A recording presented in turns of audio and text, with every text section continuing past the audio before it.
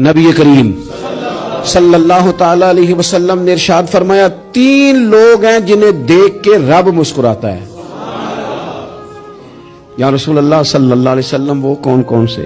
تو محبوب فرمانے لگے ایک وہ بندہ ساری مخلوق سوئی ہے، آدھی رات ہے، رات کا پچھلا پہر ہے، اس نے اٹھ کے وضو کر لیا، مصلی پہ کھڑا ہو گیا خدا کی یاد میں، فرمایا اسے دیکھ کے رب مسکراتا ہے جو اس کی شان کے لائق ہے۔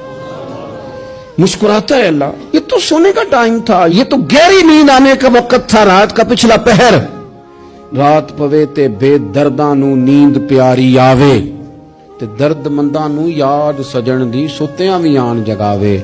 اور ساون کی کالی راتوں میں جب بوندا باندی ہوتی ہے، وہ راتوں کو اٹھ اٹھ روتے ہیں جب خلقت ساری سوتی ہے، اللہ مسکراتا ہے۔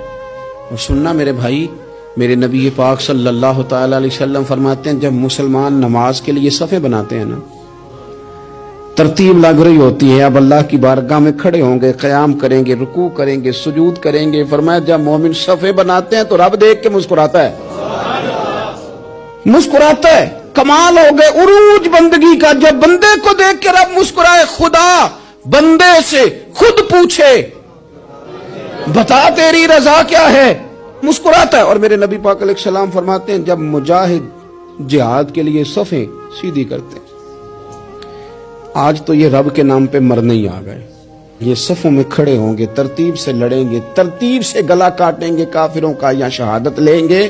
فرمایا جب جہاد کے لوگ صفیں بناتے ہیں تو رب انہیں دیکھ کے مسکراتا ہے۔ کتنے نصیبوں والا وہ بندہ ہے جسے دیکھ کے مسکرا دیا۔ او یار کبھی تیرا بیٹا تیرے سامنے مسکرائے نا چھوٹا تو تیرا دل باغ باغ ہو جاتا ہے، تیری ماں بیمار کسی ایک دن صحیح طرح ہنس پڑے تو طبیعت خوش ہو جاتی۔